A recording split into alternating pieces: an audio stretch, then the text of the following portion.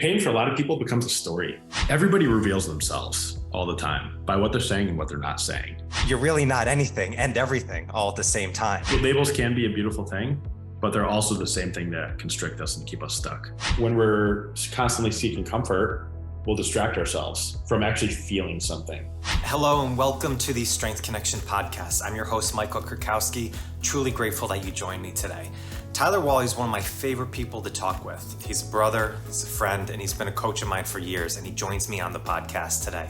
Tyler's the host of the School of Atypical Insights podcast, and he's the owner of Contrast by Design, his company that helps leaders cultivate inner resourcefulness and create the life that they want, asking the deep questions like, are you living by design or by default? So in this episode, Tyler and I dove deep into identity, what potential actually is, choosing your discomfort willingly, and how to take an honest look at yourself. This was one of my favorite conversations I've had, and I'm truly excited to share it with you. So with that, let's get to it. If you like this episode and want to show the podcast some love, please rate it and review wherever you listen. And don't forget to subscribe. You can catch all new episodes that are dropped every single week. All right, thank you very much. And now let's get on with the show. What's up, everybody? Welcome back to the podcast. And Tyler, what's up, man? It's good to see you. Good to see you, brother. Yeah, it's been too long. What, like 3 days? I know. I was going to say twice this week. You're getting double dose of you this week. I'm going to say, yeah, it's been too long since I've talked to Tyler, so we've got to set up a podcast. No, I appreciate you coming on, man. This is going to be great. Got some really interesting topics that I think we're going to dive into here. So this is going to be fun, man. Awesome. I look forward to it. Yeah, so I'll quickly intro you. I'm with Tyler Wall. Tyler's the owner of Contrast by Design. He's the host of the School of Atypical Insights podcast. He's also a brother, a friend, a coach to me for a long time. He's been on the podcast before. And as I said, we've got some cool stuff that I wanted to dive into with today regarding mindset, physical strength, mental strength, all that type of stuff. So we're going to get into the weeds here. And what's cool is actually kind of reached out to a bunch of people that I work with, knew you were coming on the podcast, actually got some specific questions that we're going to dive into as well. So this is going to be an interesting framework in here. So yeah, man, this is going to be a blast. Love it. It's boogie. Awesome. So if I will kind of start with a little bit of a layup, I guess, so if people haven't heard the podcast we did before, it was a while ago since I had you on before. If you could just give a little bit of an origin story, kind of what was it about this world of physical strength you got into? I know you were in training for a bit before, you went deep into the nutrition route, and now a lot more into even the mindset, the metaphysical side as well. So kind of how did you get into this world of coaching, if you can bring us back? Yeah, absolutely. Thanks for the layup, by the way. It's great. Yeah. In 2009, I'll go a little earlier. When I was in college, I initially started my freshman year studying exercise science. Didn't like the program I was in at the school I went to. Ended up transferring to UConn, and somehow got it in my head I wanted to join the FBI. Ultimately, by the time I finished, I was like, you know what? I'm really not interested in going this route. Mm-hmm. I'm still so interested in training and learning about sports performance. So my cousin's boyfriend at the time said, hey, yeah, you can take your CSES. You can study for it on your own. It's like, it's a gold standard for training. And if you have a bachelor's degree, like you can sign up for the test. So I was like, okay, cool. That's what I did. So 2009, I got my CSES and got into the world of strength and conditioning. And I was there for 6 years until I got recruited at I was living in Seattle too. Mm-hmm. And I got recruited at a Seattle-based sports rehab clinic. I was a patient there. They really liked me and brought me on board. So I essentially went from the way I like to think of it as bringing people from 1 to 2 or 1 to 5 or 2 to 5 in terms of a scale. And then when they were in sports rehab, going from 0 to 1 or negative number to 0 to 1 to 3 to 5. So it was a bit of a shift in terms of focus on how to positively affect change in someone's life through their physical body. Right. And I'd say that was the cornerstone for me being in the sports rehab world of, okay, cool. How can I communicate with this person who's in pain? Whether that's a physical pain, they had some actually acute injury, or whether they're in some mental pain, which was manifesting itself as pain in the body. And it was really the work of it was a number of things, but I'd say one of the most influential resources, one of the most influential teachers was Moshe Feldenkrais for me. Mm-hmm. And his philosophy was that we were really limited. Part of his philosophy, rather, is that we were really limited in our scope of understanding the human condition. Sometime in the 1800s, we diverted the study of the body and the mind, and we developed psychology, obviously, which has a ton of great benefit. And then we started to, research the body, but there was no intertwining of them. So when we're studying psychology, and we have people like Freud and Skinner and like all these other folks, they weren't really taking into how changing the body or how focusing on the body or how coming to understand the body actually affects the brain and vice versa. Mm-hmm. We're just studying the brain and that, and then we're studying the body and that alone. So his books and his teachings led me down a path of like, how can I better communicate with this person? How can I better help understand them and learn from them or teach them whatever was required of that interaction with that person, that relationship. And I still loved the aspect of ultimately just like, how can I help people? Right. I've had this sense of servitude for quite some time, and that really helped me to shape it and understand a little bit more. And from there, from the sports rehab world, ultimately I ended up leaving that clinic. I wasn't able to serve people the way I wanted to, the way that they needed, just by way of the business structure. Awesome business. They do amazing work. But I was having an internal conflict with some people need more attention. Some people need more time than others. And I wasn't able to provide them that care. So ultimately, I kept going down the path of learning more about psychology and also learning more about the body, and ended up getting recruited at a different company. It was Trevor Cashy Nutrition, and ultimately became the head coach for them for a while. And that was a little bit more of nutrition as a way to get in the door for some, we'll just call it more general life coaching. Sure. To help people collect data, become more aware objectively about what's going on in their lives, so they can make positive change. And that ultimately opened up more doors for me. Like, okay, cool. I can dive more into this person's mind and see how we can shift things, how we can get them to understand measurements of themselves, both objective and subjective. Because what I've come to understand over the course of my life is people are, through no fault of their own, people are generally quite bad at understanding themselves. We're just really not taught it. We're yeah. I'm half laughing as like a coping mechanism on this, because I'm like, I totally understand what you're talking about. Right? It's so apparent now. Like once you see it, it's like, oh, obviously that makes sense. Yeah. We're indoctrinated into our school systems for like rote memorization and not so much self-reflection or introspection. It's like, memorize this so you can achieve this. And we carry that into our adult lives. And much of what we learn as children, we take as truth. And I think we will dive into this more shortly. Yeah. But, a lot of the concepts and beliefs that we hold as adults were ultimately shaped in our childhood. And we hold them as evident, we hold them as truths, because that's what we know. And that's what we've used to survive in the world. And that's what we've used to keep us in the sense of safety. So anyways, back to my journey real quick to wrap it up. Yeah. Worked for Trevor Cashy Nutrition, and also went through this period where it's like, hey, you know what? I want to do something different. I'd like to affect change in the human condition in a different way. So in 2021, I moved to New York City, and I decided, hey, I'm going to go into business for myself. Ultimately started Contrast by Design.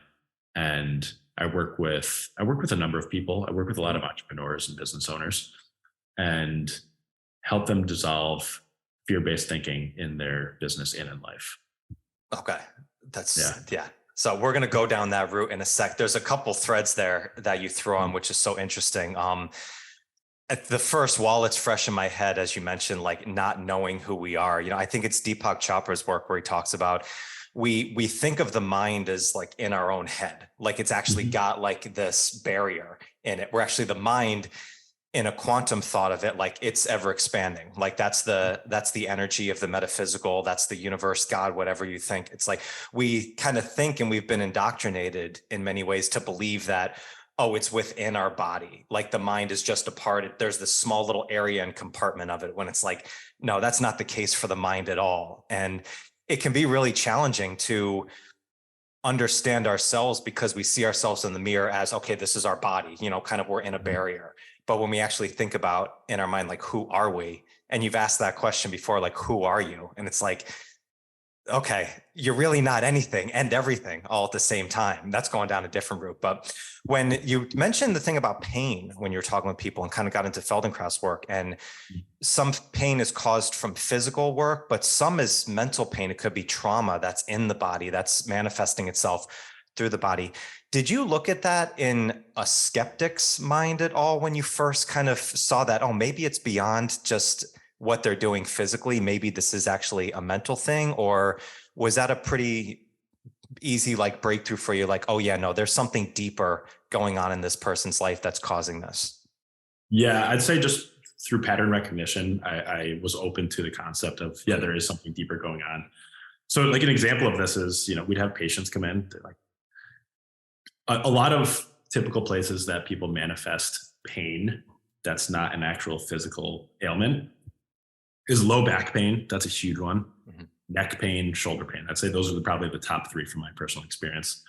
And somebody might be like, they're coming in, getting their neck worked on manually. We're doing some exercises to help, free up some range of motion or help them come into their senses a little bit more so they can move more freely.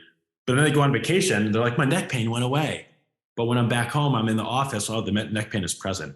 It's like, okay, there's an environmental thing going on and how you're experiencing your essentially like waking existence in your day-to-day life. So I started to see that. I was like, you know what, this actually makes sense, because I dealt with pain in my life too. And I'd worked with practitioners, I'd gotten it checked out, MRIs, things like that. And there were a couple of times where it's like, there's nothing actually going, there's no physical thing going on in your physiology, right? And it's like, okay, cool. Yeah, there is something to this. And then again, working with, there's probably thousands of patients over the course of my time there. It was very obvious that like, yeah, okay, the environmental factor and how this person is viewing who they think they are plays such a huge role in their mind and their body starting to bring about these pain, feelings of pain in their lives. And ultimately, like we can, if you have some kind of low back injury, or I'm putting injury in air quotes, some low back pain, I should say, and we're doing all sorts of exercises. Again, there is no representation in the imaging of actually have, there's nothing there. We can do all the exercises in the world, but if you're not addressing what's actually going on in your life, if you're not being clear and honest with yourself about what's happening, what you're not happy about, where you're not feeling seen, heard, hurt, etc., then that's probably going to continue manifesting itself as some kind of pain signal. Yeah. That's a challenging conversation to have with some people, I'm sure, from there. Were most of the people, or a percentage, like, were they open to that response a lot of like, this is something deeper? Or is it oftentimes, because I know a lot of people, like, we want the quick solution, right? Lower back pain's going on. And even as I'm thinking about that, like 85% of adults over 35 years old experience low back pain. It's like, well, that majority of it, it's probably not all physical labor and stuff like that's going on. It's probably something in between the years from there. So what was the response usually from people when you talk to them about this stuff? It was really interesting. And it was so contextual. Like, how well do I connect with this person anyway? That you could start to unravel that. And that was actually part of the challenge with me. Ended up being one of the reasons why I left, is if I wanted to go a little deeper with this person, into like what's going on in their lives and really connect with them. And I didn't have the space because I was actually trying to manage 3 to 5 other people on the rehab floor. It made it very difficult for that to happen.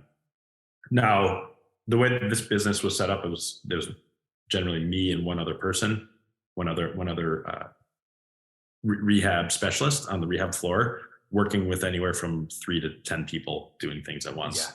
However, the sports chiropractors in our clinic, they were working with them one-on-one. So usually they were with them for like 15 minutes doing the assessments and doing some more manual therapy. And then we were on the rehab floor for about a half hour. So they had a little bit more intimate time with them, and they could connect with them a bit deeper because they were private and maybe didn't want to share things with other people around. But point being is, some people were more open to it, and some people you could tell, even just trying to connect with them on a personal level, like, hey, what's going on in your life? And not from a prodding or poking or trying to pull any kind of heavier, heavier points about what's happening with them. Just even on just light stuff, some people were so closed off, or they were in such discomfort. And that pain became so enveloping for them. It became such a loud ringing that they probably weren't open to sharing, or they weren't open to even exploring it. Because pain for a lot of people becomes a story. It becomes a story about who they are. And if it develops into some kind of representation of chronic pain, then that colors a lot of their life. Oh, I can't do this. I'm this type of person. Oh, I'm in pain. Oh, I have low back pain. I suffer from low back pain. And getting into the concept of language. It's like, oh, I'm a person with pain. Well, the more you say that, the more you believe it. And then you start to live your life around that pain. And it becomes something of like, this is what I have. This thing owns me. And that's going to drastically affect the trajectory of your future going forward. Man, it's so, it's interesting. One experience that I had from my life and kind of talking about this is when I was in a former job. I was there for 10 years and decided to leave, and super high stress situation, and didn't realize how shitty my body felt until I actually made a decision to move off of that. And actually remember the day when I actually made the decision. It was actually done. I was, set to leave.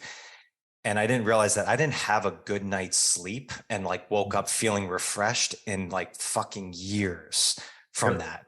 And it made me realize a couple things. One is, yes, I made the right decision because I feel so good after this. Like, this is what I need to do. But second, how quickly we can just disguise our own pain physically and mentally so fast and so adaptive that we don't even realize what we're doing. And that's one of the questions I know you've asked a lot of people and in your business, like, are you living by design or by default? How quickly we can build that into default mode of being in pain. It's almost scary how quickly we can go down that path and not even realize it from there until all of a sudden something's physically manifesting in your body saying like, yo, dude, like, you got to solve this.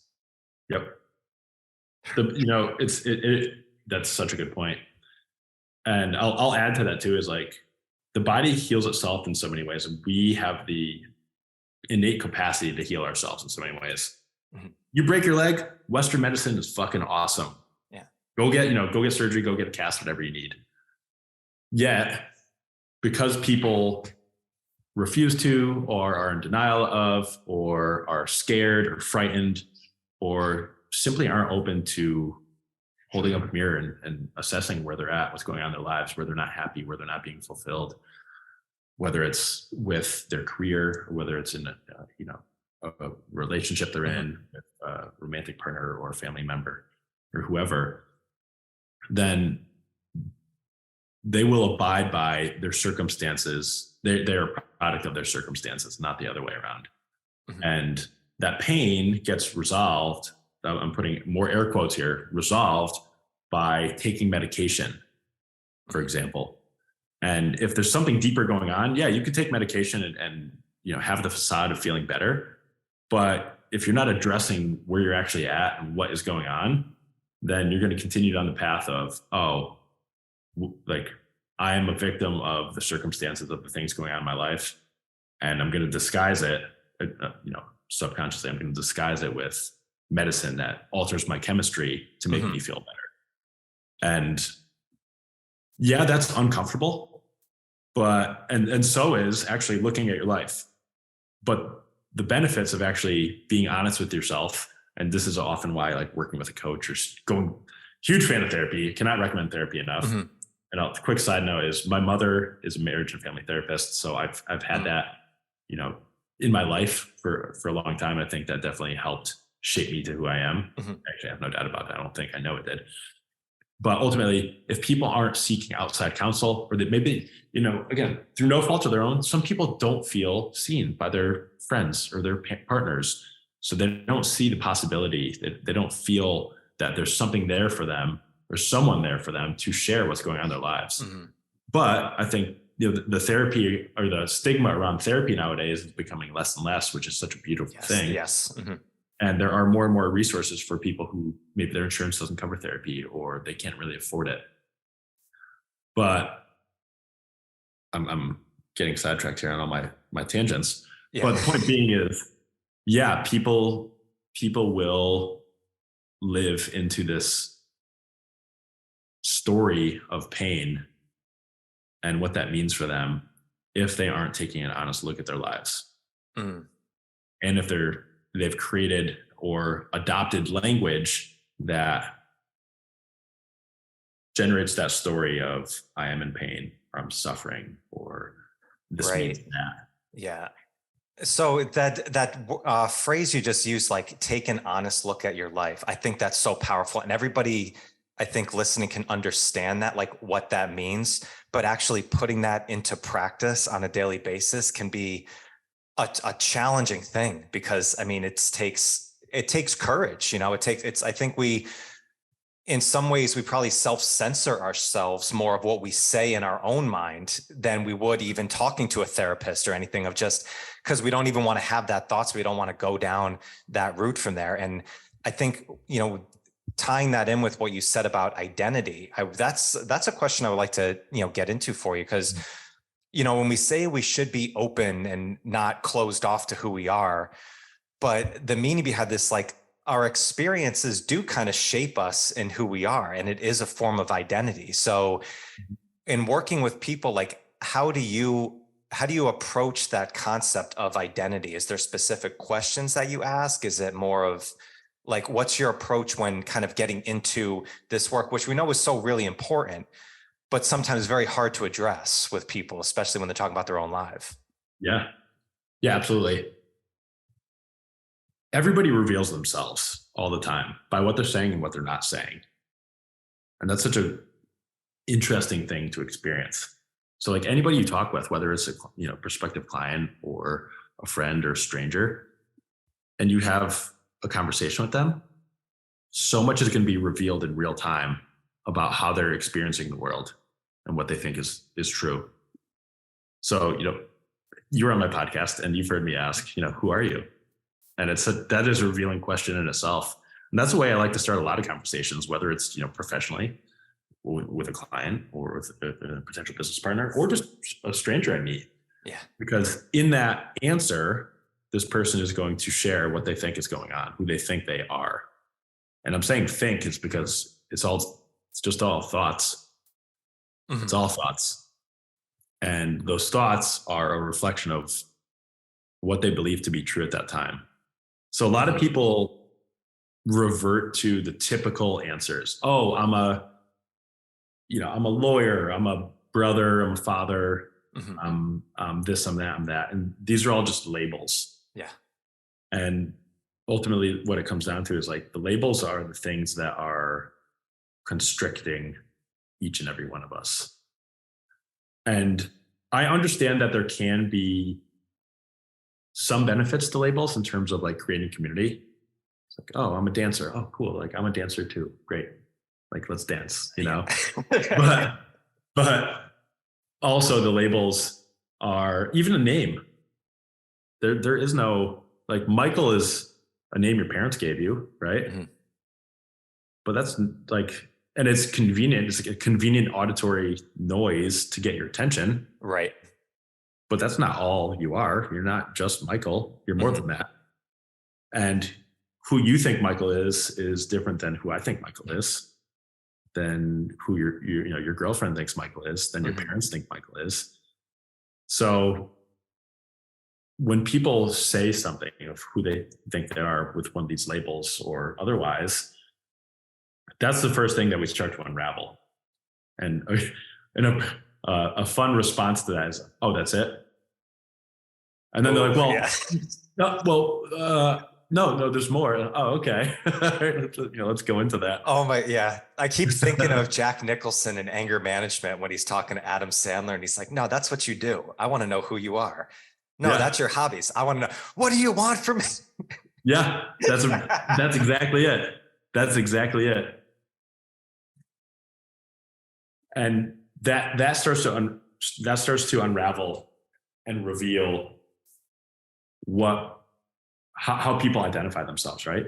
It's like, oh, well, you're not your hobbies, you're not your career, you're not the things you need to do. Yeah. So I'm sorry to interrupt, but kind of push back on that a bit and just ask this, like with identity, it's like, yeah, we're more than that, but is it that oftentimes you take a lot of pride or you take a lot of energy from what you do. If you work with a lot of entrepreneurs, they're creative thinking, you're creating things all the time. You almost take pride in that side of you. So be like, oh, I'm like, and entrepreneurship is almost, it's got into that realm of like, oh, being cool. Like it's a cool thing to say I'm an entrepreneur, when I think a lot of people they're building themselves for a job, not actually an entrepreneur, but it sounds really fun from there. But do you think we hold on to these aspects of our identity because they're just giving us an emotional feeling? It might be joy, like, from the, I'm a coach, I've said that before, I'm a kettlebell guy. It's like, well, that's because I've had a lot of great experiences around lifting a kettlebell before. So when I say that, there's an emotion that comes out of it. Yeah, absolutely. There always is an emotional component to an answer, to how we're describing ourselves. And again, labels can be a beautiful thing, but they're also the same thing that constrict us and keep us stuck. Just like all language, actually. Yeah. For that matter, our words matter. Every single word matters. So there's contrast. Yeah, there's contrast. Okay. Yeah. So I'm assuming, because your company's called Contrast by Design, I'm assuming and I won't put words in your mouth, I'd love to hear how you came up with that name, but what I hear from that is like, there's both sides, there's the good and the bad, and it's embracing both of those of who we are together and creating a plan. That seems like the ultimate way to succeed. And I'm using air quotes and succeed, because that's subjective to everybody, but it's creating the most joy that we can in our lives. Is that correct? Am I on the right path there? Yeah, that's definitely a great way to put it. Yeah. I'll add to that too is, you mentioned this earlier actually too, is living a life of default or living a life by design.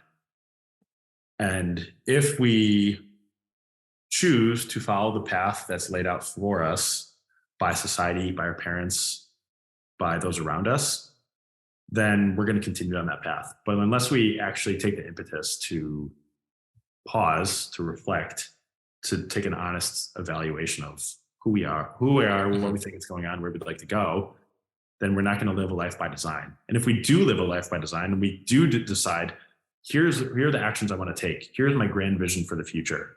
Here's who I would like to continually become. Here's what is possible for me. Then we can live a life by design. And there's that contrast. We constantly have these timelines we can follow. The life of default, us being a passenger, or us driving, us taking the wheel and deciding where we want to go and what we'd like to happen. And that path of living a life by design is encompassing. It is exactly what you said. It is embracing our aspects of humanity, the things that reveal ourselves and to others. And it might be part of our shadow. It might be the things that seemingly would be embarrassing or might make us feel sad or sorrow or anger or rage. But ultimately, again, they make up the whole spectrum of humanity. And if we're only focusing on, and I totally resonate with this because I'm a recovering people pleaser myself. If we only focus on, the light side of things, then we're not fully representing ourselves, and we're not fully tasting the deliciousness of what it means to be a human being. So yeah, living a life by design is being able to be honest with ourselves, be able to be scared, be able to look into our fear and choose a life. I'd rather choose my discomfort than have it chosen for me. Oof. Yeah. That's powerful. Mm. It's the people pleasing part of that is very interesting, right? It's Yeah. I heard something the other day about like not saying exactly what you mean to somebody because you don't want to, I don't want to hurt their feelings, or I don't want to have that, I don't want to have that confrontation, that crucial conversation that they had. And the way that they put it was so interesting. It said, you think that you're being selfless, you're actually being selfish. Like Totally. you don't want to feel what you think you're going to feel from actually living your best life in there. You're not protecting anybody else. But No. again, it's so easy to disguise those things and just, go on. And it's like the Pink Floyd song, Comfortably Numb, right? It's like it's a lot easier to just live in that state of just on the fence, and how many people are just on the fence. And I've seen that a lot in the fitness industry. This is why I really didn't like the narrative of the whole health and fitness industry, because it was, you just have to blindly follow this plan. If you do this for 6 weeks or 12 weeks, you're going to get exactly what you want and stuff like that. And people came in and they followed the plan down, and a lot of people would get results in that, but you didn't actually learn anything about yourself. You just found out you can follow a plan. Like you're so desperate to make a change about something that you can put other things in your life on hold and just do this for it. So yeah, you have discipline, but you actually didn't learn anything of your identity and actually getting to the root cause of it. And I'm curious, Tyler, I'd love to get your perspective on this. Is, find your why, or start with why, is something in the coaching realm, in our bubble, we talk about a lot. But are people still shying away from that because it takes just more time, or is it just the uncomfortableness of sitting in that pain? Like, what do you think is the reason why people deflect away from that stuff so much till eventually they get to a point where they go and see you, and you have them do this stuff and, and let it come out? I'll say the latter for sure. It's the avoiding the discomfort of it, which makes sense evolutionarily. Like, we are comfort seeking creatures. We want convenience. We want pure comfort, because, once upon a time, our ancestors were out in the world and it was an uncomfortable place to be. There's a lot of danger involved in the environment and survival. And it makes sense that now we subconsciously, or, driven by our DNA, is we want to find as much comfort as possible, because comfort is safety and security. So overweight people who are constantly seeking comfort food, if they're following their DNA, they're actually kind of doing it right. Like, Right. Our ancestors didn't go out and they're like, hey, I'm going to go hit a couple mile run. I'm going to go for a jog. No, I'm going to do some push-ups. Like, no, you're out there fucking hunting and trying to live. Right. Exactly. Yeah. Yeah. So in that aspect, yes. However, we live in a very different environment today, and most of our threats that we experience in the world are made up in our mind. We don't, at least us in America and in first world countries, we don't have to deal with environmental stressors of animals trying to kill us, other tribes trying to hunt us down, or anything like that. Our stressors are, oh, this person's not talking to me anymore. Oh, this person's pissing me off at work.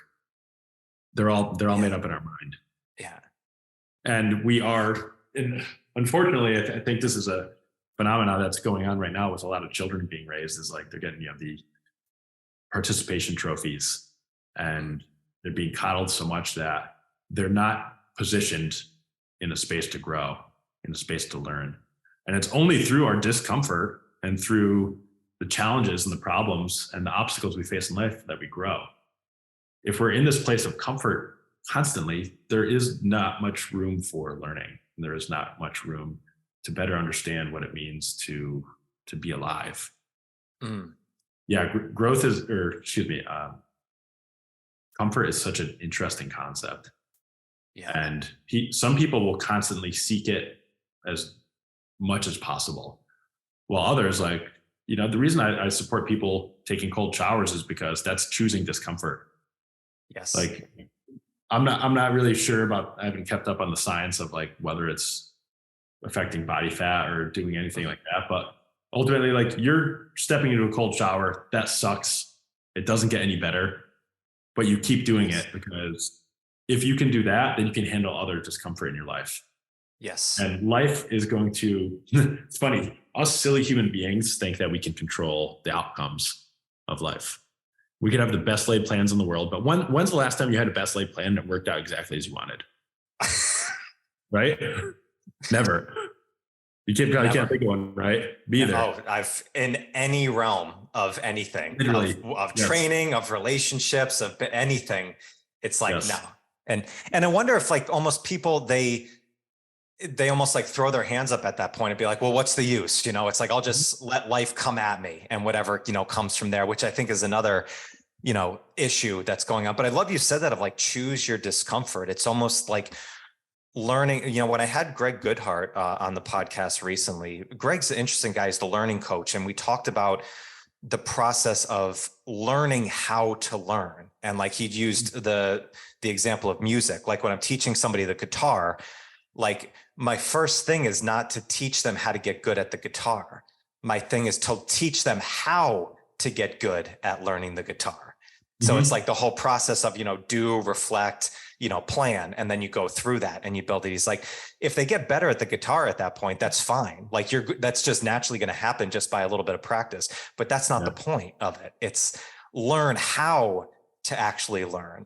And I think it comes back to, a lot of what we're talking about here, Tyler, of mindset of like kind of taking a good, honest look at your life. It's like people want to like get good at that right away. It's like, but actually having a system of how to do that, how to actually look at your life and actually build a system of that. Is there better approaches that you found that work good with people who like, maybe like people who are just at the beginning, they're very overwhelmed and they're really seeking for an answer? Like, is it cold showers? Is it journaling practices? Is it a combination of a few different things? I'd say journaling would be the first step for a lot of people, and even the last step.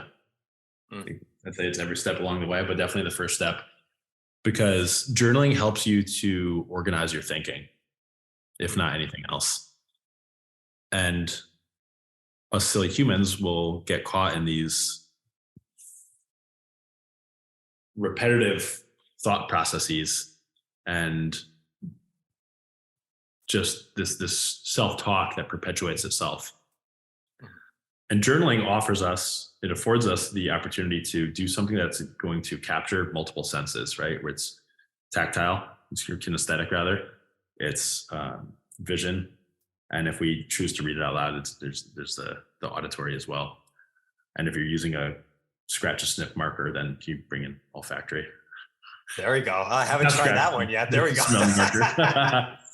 But the point being is, journaling, and there's all sorts of journaling prompts out there. There's infinite ways to journal, but just going through that practice of self-reflection helps us further understand ourselves.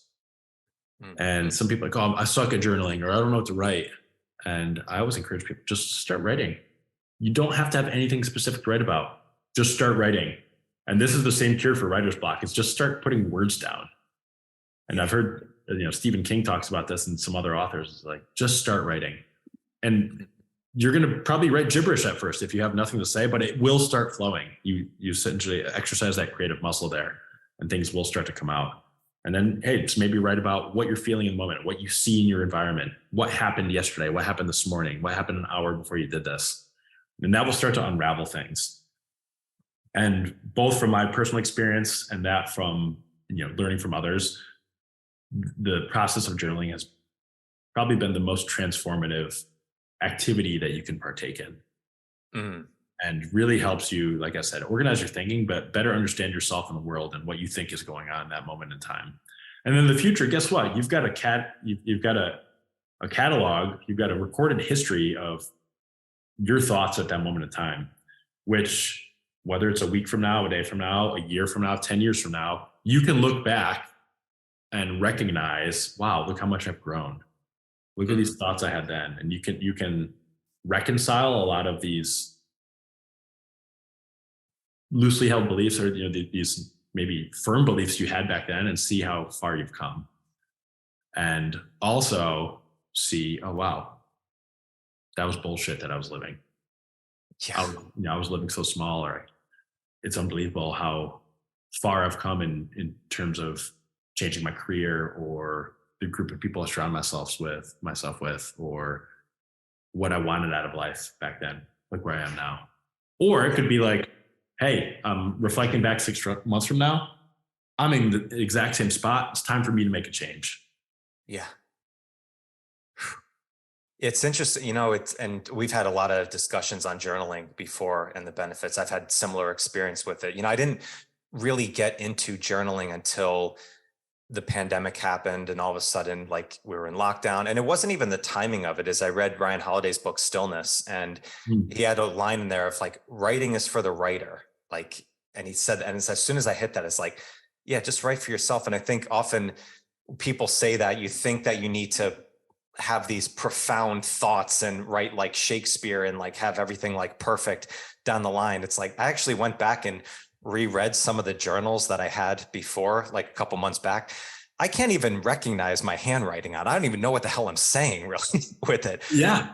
But I'm like, I remember that one of the biggest things that helped me in journaling is after I actually finished a journal and I looked back on it, I realized like, wow, like everything in this book here, it looks like a book, was written by me. Like every thought that I had, this is actually something that I just created.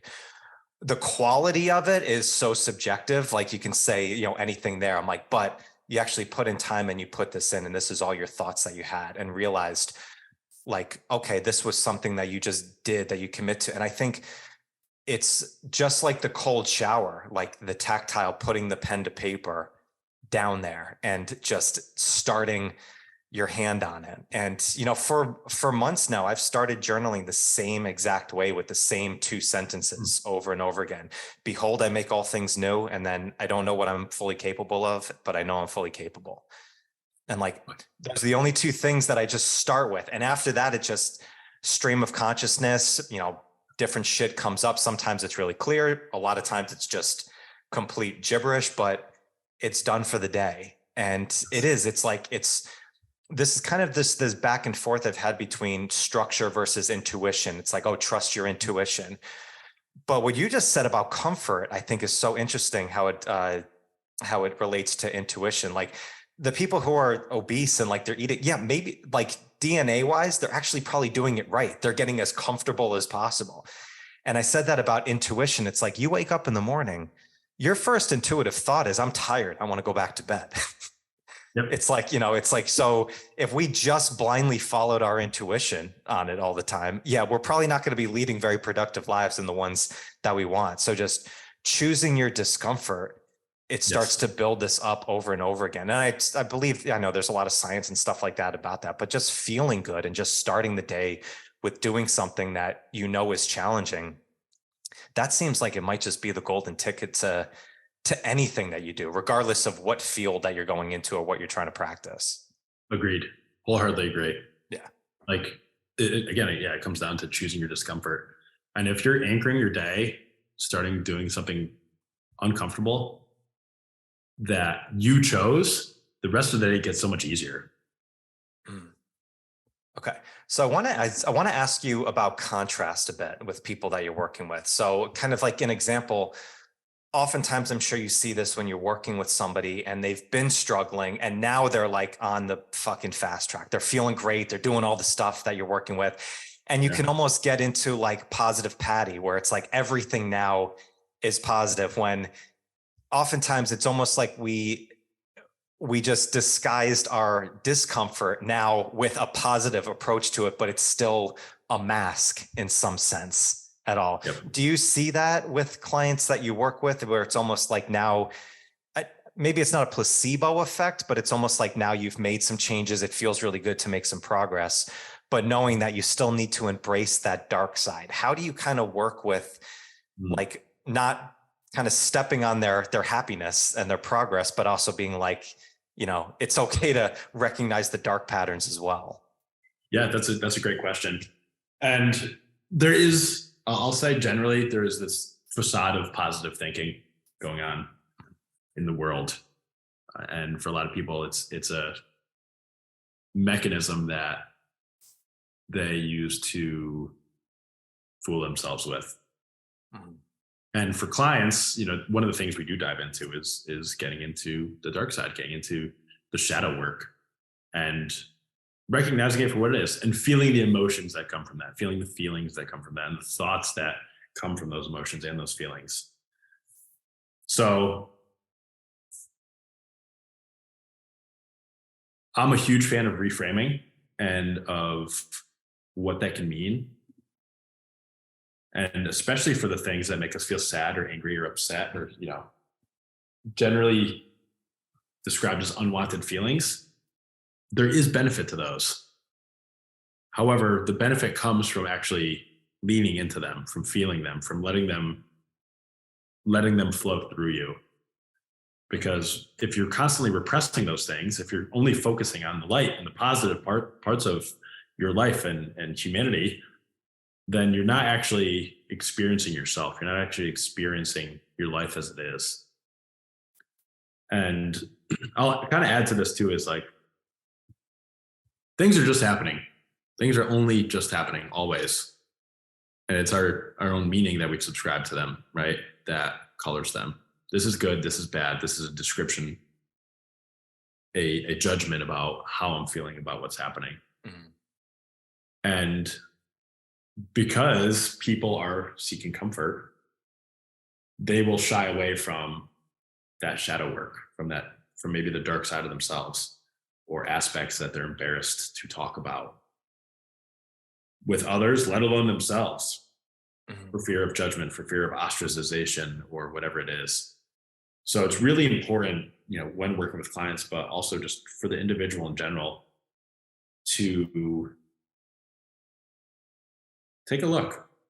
And this is, again, where journaling comes in really nicely, is like, express how you're feeling on paper. The writing is for the writer, like you said. And that helps us really appreciate the highs and the lows. Because if we think life is going to be high all the time, we're fooling ourselves. Mm-hmm. And when a low does happen, because it inevitably will happen, if we're not taking our lows and appreciating them, just the general waves of life as they come, if we're just pushing for these highs, and then the low does happen, we're going to crash. Yeah. Often, right? And that's not a good place to be. Yeah. But it is the full spectrum of light, the dark and the light, that is what allows us to grow. And that's what creates the space for possibility. And like, life is going to just, I'm going to kind of tie this back into what we were just talking about before. It's like, our best laid plans don't always work, right? Reality will continue to unfold in ways that we might expect, and definitely in ways we won't expect, because the only thing constant, the only thing in life that's guaranteed is change. Mm-hmm. And if we're so enamored with these ideas of love and light and positive thinking and focusing on what feels good, then we're going to get smacked in the face when change happens. Yeah. Right? We're going to get slapped. We're going to get T-boned by that change. Yeah. Well, there's a biological front to that, right? It's like the high dopamine hit. Like, then when you come down, you don't go down to baseline, you go below it. Mm-hmm. It's like, that's why, like, people, like, you experience these amazing things in this like PR type day. And then oftentimes it's not too far down where all of a sudden you feel like there's this depression that happens. You've actually dropped below baseline. It's like a pendulum. It needs to get back into that mode right there. That's really fascinating. Yeah, that's a great example right there. Yeah. Yeah, it's super interesting. I don't think it's often through parentage, or some people learn this on their own, of how to approach life in a certain way. Mm-hmm. But again, from a lot, I'm not a parent. I don't have children, but from what I hear of parents and what I've seen in the media of the conversation coming up about, like I said earlier, participation trophies and things like that, the extreme coddling that's happening to prevent children from facing adversity and discomfort is going to irreparably have serious damage on their lives. Yeah. It's like when you're a kid, yes, it is super important to be supported and to be loved. No doubt about that. However, if they're not able to learn and grow, if they're not able to feel what it feels like to lose a game, then they are getting set up for incredible adversity in their adult lives. Yeah. And we're seeing some of that come about with some of the younger millennials right now, but yeah.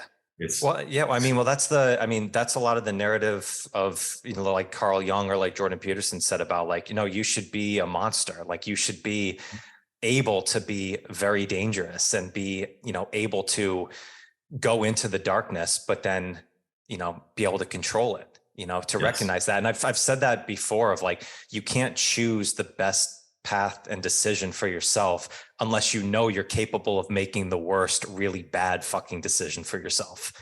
It's like when you realize that, then you can actually choose. If not, then you're just by default going down this path. It's like, if you're harmless, or if you think in that realm, then you're not choosing to be good or to be virtuous in it. You just think that that's the only way to go. And if it's the only way, then there's no thought behind that. There's no energy that's putting into that decision right there. So going into the darkness. And I think what you said, and therapy, I agree with you wholeheartedly, and having a support system around there. But I think the benefits as well of journaling and doing it for yourself, exploring yourself with yourself, and knowing what you truly want, and what you truly need. And I think that kind of goes back into the people pleasing that gets even into, like, parenting. Like, it's very easy to shift all of your energy and responsibility on the people that you're taking care of and completely forget about yourself, even as an entrepreneur. And if you have employees or whatever it is, like, it's very easy to go down that path of, I'm going to put all my energy on the world and the collective responsibility of it. It's like, no, if you don't get your individual needs met and that what you truly want inside, it's going to come back with a vengeance. And it seems like that's where people are coming to you. They're probably overwhelmed in this of, like, this is all it. And you think you don't have the time, or you think you're the type of person that can't do this, when no, you've just probably allocated all of your energy away from yourself, when you actually need to take that focus and take that time in for just a few minutes and be honest, and probably be really shitty at being honest with yourself right off the bat. It's going to take some time to get there. Just like anything, it's a process of getting there. But if you do it, I'm sure all of a sudden, when you find that truth, right, that's that same energy. Like, that low back pain probably goes away a little bit. That neck pain goes away. All of a sudden now you're actually living in your real truth of what you want and what your potential is. Spot on. Something that came up for you while you were sharing that too is, I would also add that some form of meditation can be hugely powerful. And obviously this is a very buzz concept right now. It's become more popular than ever for good reason.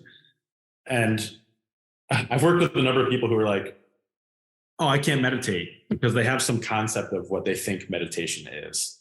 Mm-hmm. And meditation doesn't have to be sitting, cross-legged on the floor for 20 minutes, counting your breaths and clearing your mind. That's one way to do it. You can go for a walk. That's a meditation. You can sit in a chair and stare out the window. That's a meditation. There's 1,000 different ways to cut it. But ultimately, putting yourself in a place where you can just be and not be distracted by your phone or distracted by computer, TV, people, whatever it is, that clearance of external stimuli is what allows you to find more clarity and be in a place of surrendering to allow more to come into you. Mm-hmm. So it's we've talked about the masculine and feminine energies, and it's the strong feminine energy. It's the yin. Yeah. Right. I think that's so powerful. It's well, I think it's Peter Krohn, somebody asked, like, do you meditate? He's like, I aim to live meditatively in everything that I do. And I was like, that's the goal of meditation, right? It's like, I started just doing mobility-based work for more of a meditation because it wasn't serving to just sit quietly in a room, and I mean, that's been over a long time. I've done that for many years before and done that practice, but you gain that self-awareness over time of what feels best for you at that moment. But I like how you said that, like going for a walk, like actually going for a walk with no headphones, just like, and it doesn't have to be a long time, right? I mean, a 5-minute, 10-minute walk of take a couple of deep breaths, see what happens. It might be the thing that works best for you. And that might be uncomfortable for people, right? Mm-hmm. Is when we're constantly seeking comfort, we'll distract ourselves from actually feeling something. And that might be putting on a podcast. Oh, I'm going to go for a walk. I'll put on some music, grabbing our phones, scrolling, sending messages, checking our notifications. And I don't want to blame technology for any and all this stuff either, but it's an easy scapegoat, and it's an easy distraction that's within reach for most of us at most of the times of the day. But yeah, the creating the space where you can be with your thoughts is going to be uncomfortable for a lot of people. Yeah. But choose your discomfort, right? There you go. That's our mic. Boom. That's great. Tyler, brother, thank you so much for coming back on. This is amazing. You're awesome. I love you to death, man. Really appreciate it. Appreciate you. Thank you for having me on, man. When you asked me to come on again, I was like, yes, for sure. I always love our conversations on and off the recording. We always have incredible, beautiful conversations. So, I appreciate you taking the time and the invitation to bring me on so we can share our thoughts, our lives with the world, and, hope positively affect someone's life in some way. No doubt. I appreciate, and this is going to be one of many more, I'm sure, down the line from there. But seriously, man, thank you so much for everything that you do. Love you to death. Appreciate it. Listeners, go follow Tyler. You know where to do so. I'll catch you guys on the next one. Peace. Thank you so much for joining me today. I hope you found some great value here. And if you like this episode, please drop a comment and leave us a 5-star rating and review. It does more to build the show than you can imagine. And do not forget to check out and join the Strength Connection Facebook group. In this group, I share the biggest takeaways and lessons from these amazing conversations, as well as training and strength tips for pursuing mastery and fulfillment in life. This group is filled with individuals looking to take full control over their strength, and it's the perfect space to explore new ideas and to share your journey. And you'll also get exclusive access to these Strength Connection Mastery seminars. It's a deep dive into the physical, mental, and spiritual training that you can begin using immediately. So do not wait, go now. Seriously, go. All right, much love to you. Thank you so much, and I'll catch you on the next one.